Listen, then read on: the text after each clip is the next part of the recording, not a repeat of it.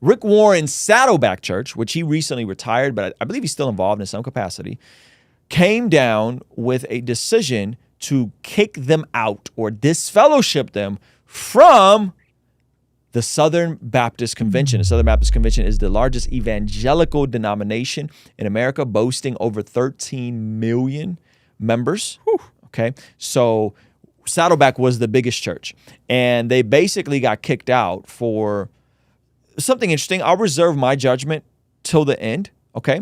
And so we're going to look at the story. Then we're going to look at Rick Warren's clapback, which was great, okay? And then I'll give you guys my thoughts. Let's jump into the article. So this basically updates what's going on. One of the country's biggest, best-known megachurches, Saddleback, is no longer part of the SBC after bringing on a female teaching pastor last year. Wow, I can't zoom in on this freaking thing anymore. But that's her.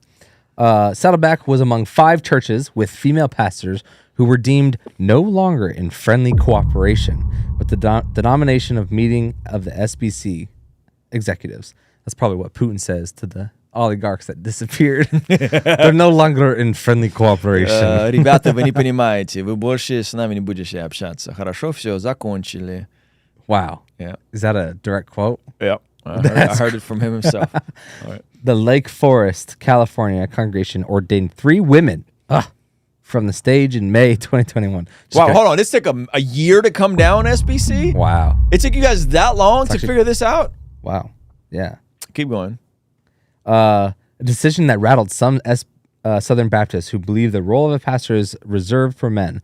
Then last year, Saddleback selected Andy Wood as Rick Warren's successor, and the church's lead pastor and his wife, Stacy Wood, came on as a teaching pastor. So she was teaching as well as the lead pastor. And that was a picture of the picture we were looking at the beginning. That's the new successor to Rick Warren. Warren responds to calls for the SBC to cut ties with his church at the convention's June 2022 annual meeting held in Anaheim, California.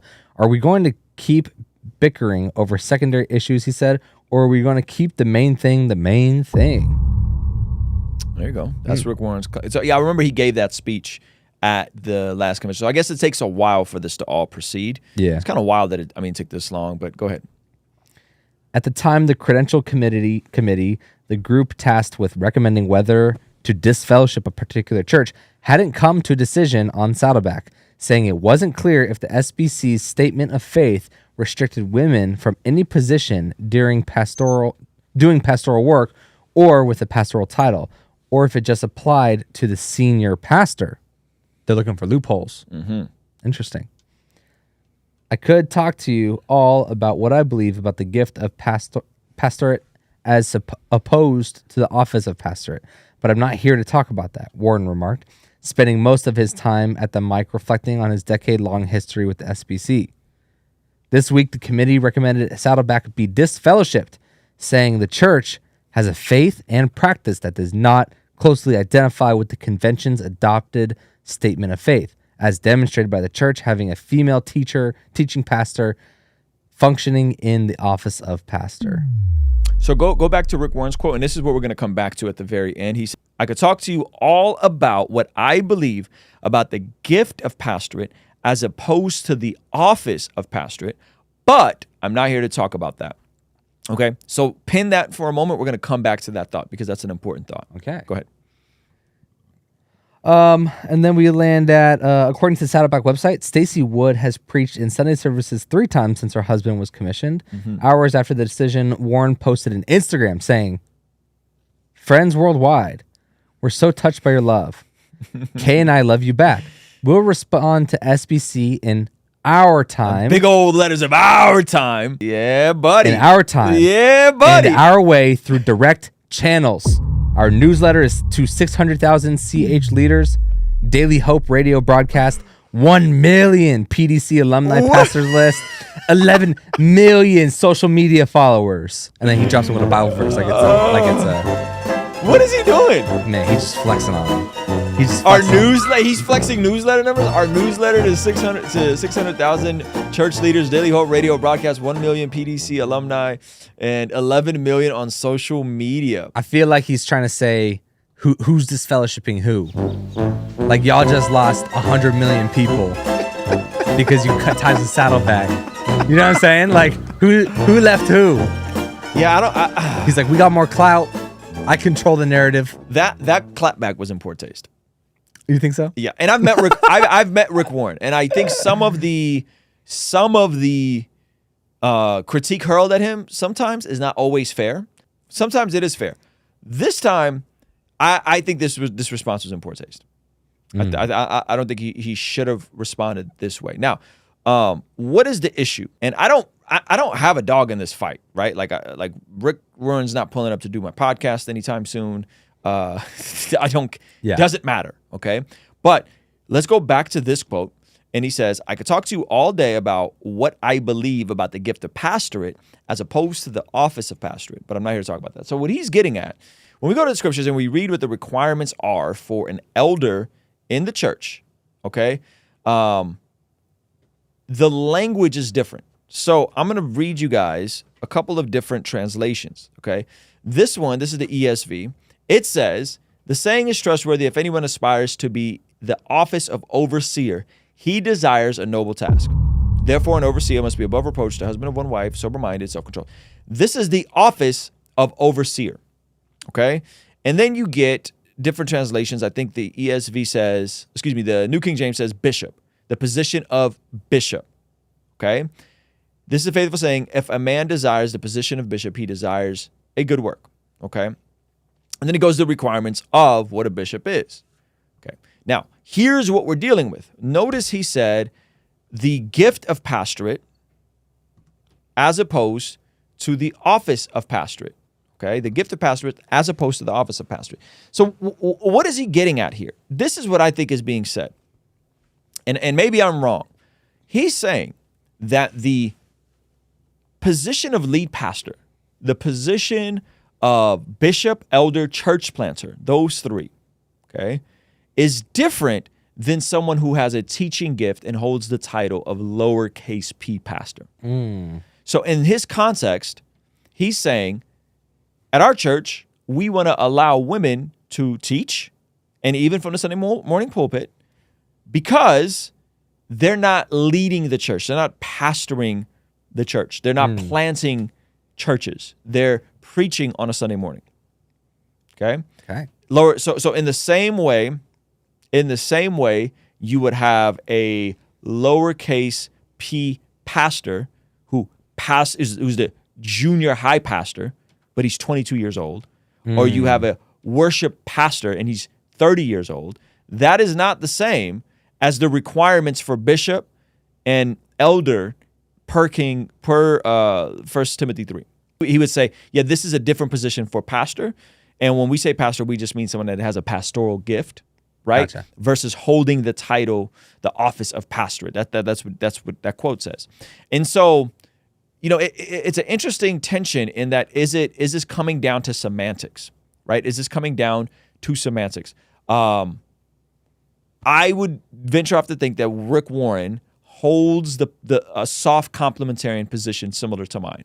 My position, the position at our church, is women can teach, women could exhibit their spiritual gifts, so on and so forth. Women can do these different things. However, women are not going to be elders. They're not going to be elders at our church, right? So we don't have any women elders at our church, though we have women pastors. We have a women's pastor. We have a children's ministry pastor. We don't have any women elders. Gotcha. We would never as far as I know, we would never plant a church with a lead woman pastor.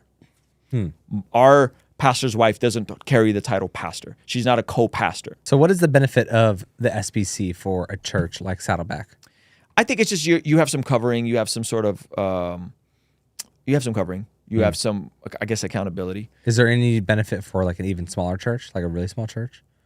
Like, is there any, yeah, they get funding. They get funding. Okay, cool. But someone like Saddleback is paying. They're putting money to plant more churches. They're not taking money out of the SBC. Well, yeah, that's what I figured, that there's no benefit for Saddleback. Yeah, Saddleback doesn't lose anything. Yeah, but a small church would be like, oh no, we can't lose it. Yeah, yeah. Let's go to 1 Timothy 2, verse 12. I do not, and this is Paul writing, says, and I do not permit a woman to teach or to have authority over a man, but to be in silence. Okay, for God was formed first, then Eve. Adam was not deceived, but the woman being deceived, fell into transgression. Nevertheless, she will be saved in childbearing if they continue in faith, love, and holiness with self-control. That's a very controversial verse, which we're not going to get into right now. Okay, but the question becomes, and I do not permit a woman to teach or to have authority over a man. What does that mean? What does teach and what does have authority over a man? Is a woman leading worship teaching and having authority over a man? If a woman is in front of the stage and she goes, I want everybody to lift their hands right now in worship. No. Is that authority over a man? You know, if she's teaching boys, you know, if she's teaching, what about teens? Like, where's the line there? That's kind of what I was saying. It becomes an arbitrary line. Was that like culturally, do we just accept teens as children and not young men or young women, you know? So there is like a weird line there because some people have like a female youth pastor. Yeah. But I'm like, do teenagers, do young adults essentially not deserve the same covering that an adult does from a bona fide biblical leader? If at 18, you shouldn't be under the leadership of a woman pastor, a woman elder. Yeah. But at 17, you have a female pastor that does all of the pastoring, not just teaching, like the shepherding. Yeah. What's the difference there? What's the, you know what I'm saying? Yeah. I don't know the difference there. We've always had younger guys be youth pastors, you know? Yeah. Maybe it's a reprioritization of funds, you know? I don't know. But I think the tough part about this, right, and I do not permit a woman to teach or to have authority over a man, is what does that mean? Like, what does that practically mean? There's no woman at my church that teaches that has authority over me. Like there isn't. You know what I mean? If any issues I have is with my pastor, but we do have women who teach at our church. So what does that mean? This reminds me of Pastor Mike Signorelli, and he was Pastor Mike Signorelli was on a channel. You guys go back and watch this. I'm pretty sure we did a video on this. And he was hanging out with Timothy Keller. And Timothy Keller held this position. Women can't teach, can't have authority over men. And then they had a woman come when all the men were sitting down having lunch. Yeah. And she taught. And then Pastor Mike Signorelli was like, hey, you have a problem with women teaching, but a woman just taught. And so him and Timothy Keller got into it. And technically we were eating. Like, stop it, bro. Stop it. Like, background music. What? Like, that doesn't make any sense. Like, so she sat there, taught a bunch of men while they were eating, but because they were eating, she didn't hold authority over them. So what does that mean? So if a woman pastor teaches on a Sunday morning, what does that mean? That means she has authority over me? She has spiritual authority over me? No, it just means the men get to doodle. Yeah, the men get to check out. The men get to check out. You know, like, what are we talking about? And so, 1 Corinthians, so this is about order in the church, right? And so if we go to 1 Corinthians, like, let your women keep silent in the churches, for they are not permitted to speak. Whoops. But they are to be submissive as the law also says. And if they want to learn something, let them ask their own husbands at home, for it is shameful for women to speak in church. Okay? Is this prescribing behavior for all churches everywhere? Or is it possible that Paul is dealing with a specific issue with the churches in Corinthians because of the things they were dealing with women there? What were the women up to there? I mean, it was all kinds of wild debauchery happening. I mean, you remember 1 Corinthians 5, right? The church of Corinth was a train wreck. He's like, your women need to be quiet. Y'all need to be quiet. And they need to stay home and watch the live stream. Yep. Okay. And it was also, they were disruptive during the services. They'd ask their husbands questions in the middle of the service. There's all kinds of commentary on it. So, I mean, I don't know how you interpret that. Do you read that and go, well, that is literal? You know, that is literal. Women are not to speak in church. I don't think anybody would look at that verse and say, your wife's not allowed to make a sound in church. She can't worship. She can't speak. She can't say hello to her friends. She can't give her friend. Like, I don't think that's what that verse is saying. Now, the authority aspect, I'm with. I think women should not hold authority over men, period. I'm 100% with there. You know what I mean? Even when I go to my doctor and she tells me you need to stop eating donuts, I go, woman, I'm a man. You hold no, I'm just kidding. This man. I'm just kidding. Load into a joke. No. You can listen to your doctor. That was scary. You can listen to a nutritionist. You can listen. Even my doctor. I'm like, my doctor. Wait, where's this my doctor? Going? You're not holding no authority over me. Can you explain what you mean by spiritual authority? I think that's helpful. Spiritual authority, covering, pastoring you. I don't think women should pastor men directly. I don't think women should pastor men directly, right? So if I'm going through an issue in my marriage, Yep. You don't call a woman. I'm not calling a woman pastor ever. Yeah. Ever. That's what I mean. I think that's beyond reasonable. I think that creates a weird, bizarre dynamic. So that's what I mean. Male leaders, male pastors, male should lead men. Yep. Men should lead the church. Men should lead their households. This is clear as day in Scripture. This is what being complementarian means. It means that we complement each other, but that the man is the first among equals. In the same way in a church, you have elders, but the lead pastor is the first among equals. What about women evangelists? What about women teachers? What about women children's ministry workers? What about women worship leaders? What about women announcers? What about what about it? All of it. I'm cool with all of it. I think the title of pastor is specifically reserved for men. That doesn't mean women can't minister or teach or lead. Pastoring is more than just teaching. See, I'm not mad at you for holding that position, Samantha. And I would agree on a macro sense. Pastoring, if we're talking about leading a church, pastoring a church. My question would be, how do you come to that conclusion and based on what Scripture? That would be my question. Like, because there's no one passage that says that unless we're interchanging elder, bishop, pastor, which is fine. If you could do that, right? What about if there's no men finds qualified to pastor the church or lead? I call cap on that. I call cap. What scenario is that? I call cap. That's storefront church. God called me to be an apostle scenario. That's what that is. My mom and I would disagree with that, Ruslan, with all due respect. Cool, man. I mean, I'm not saying you're going to hell. Like, this isn't a thing that I would like deem you a heretic over. I'm not. That's not what I'm saying. It's not like you're denying the Trinity. You're like saying Jesus and God. I probably just wouldn't go to your church, respectfully. What's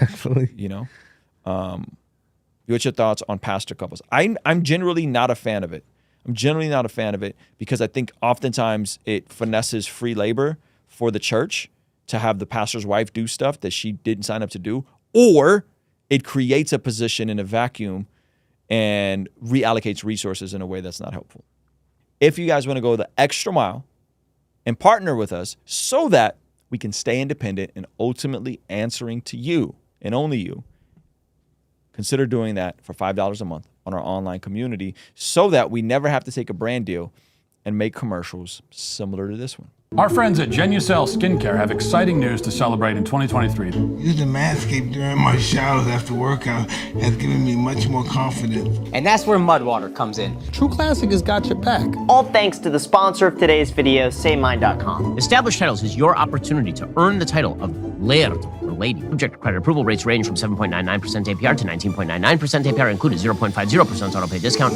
If you don't want us to make ads with brands you don't care about, sign up for our online community for as little as $5 a month to keep us independent and ultimately answering to you as our boss. You get all sorts of benefits like daily replays of our after party streams, exclusive access to our Discord community, and early access to our podcast interviews, all starting for only $5 a month. Ruslan.